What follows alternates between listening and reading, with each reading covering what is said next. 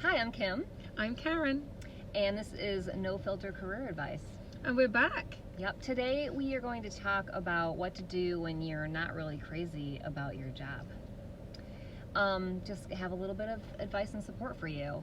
So when I was working, I had a lot of people come to me, young people, who this was their first real job, like a real office job after college. Like, I'm not talking about like a temporary job, like the beginning of a career. This is like their career Right, job. beginning Like, of this a is what career. they've been working up Yeah, to. right?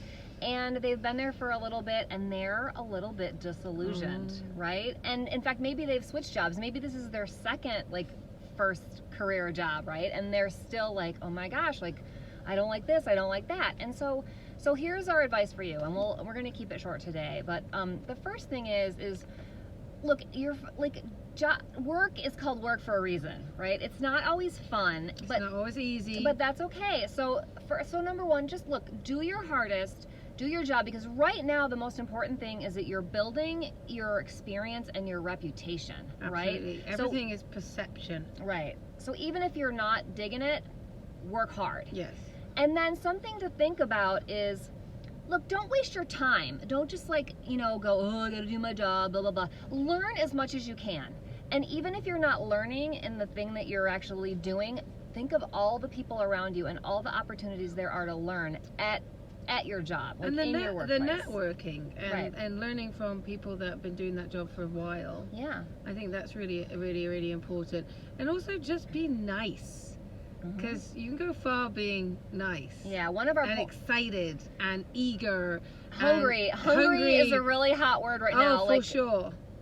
People, employers and your older colleagues are looking for young people that just want to learn and want to work hard. So even if you're not doing what you think you want to be doing, or you're second guessing your choices, work hard, learn as much as you can, take advantage of the opportunity to go talk to other people that do things that you think you might be interested in. So take advantage of that. Be positive, be optimistic. Don't recruit.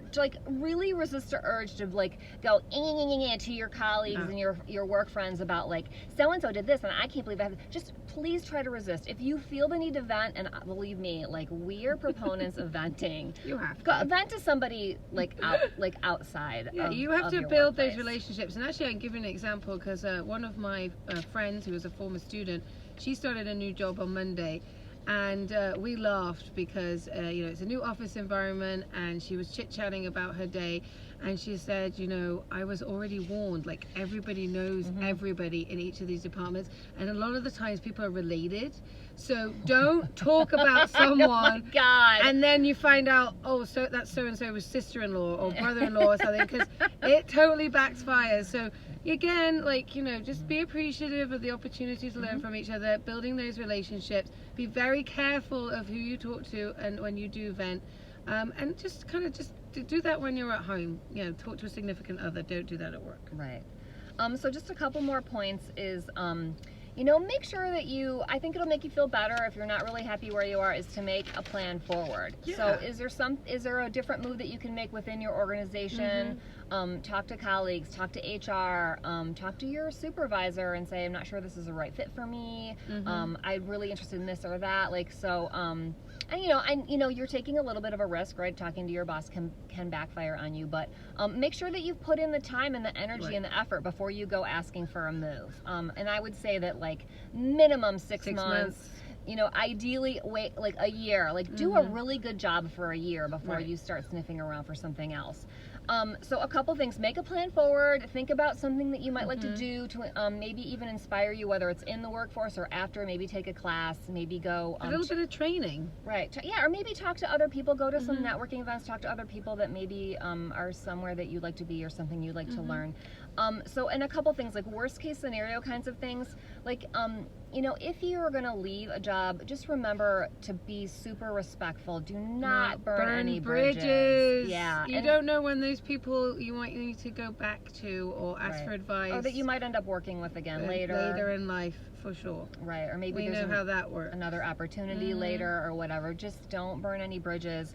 And don't talk negatively about the company either if you do move on. It can get back to you, and not on social media. I know we've talked about that a little bit. Can't so do that. one last thing, if not to underestimate, like if things are really, really bad at your office, like if you're in a job and it's bad, it's ugly. Like, ugly. So in addition to like everything else that we said, don't hesitate to document. If somebody's really mistreating you, the first thing, if things get really awful, the first thing that somebody's going to ask you is for specifics and details and dates. If somebody said something to you or sent you a nasty email or said something inappropriate, or sexual harassment. Harassing I mean, harassment you have happens all the time. Got to document who said what, where, when, who else was there, what were the circumstances, and just write it down so that because hopefully that's not going to happen to you, but it happens, and you'll be glad that you documented it. And have all that information, so when you do go to HR, you're not just saying sometimes,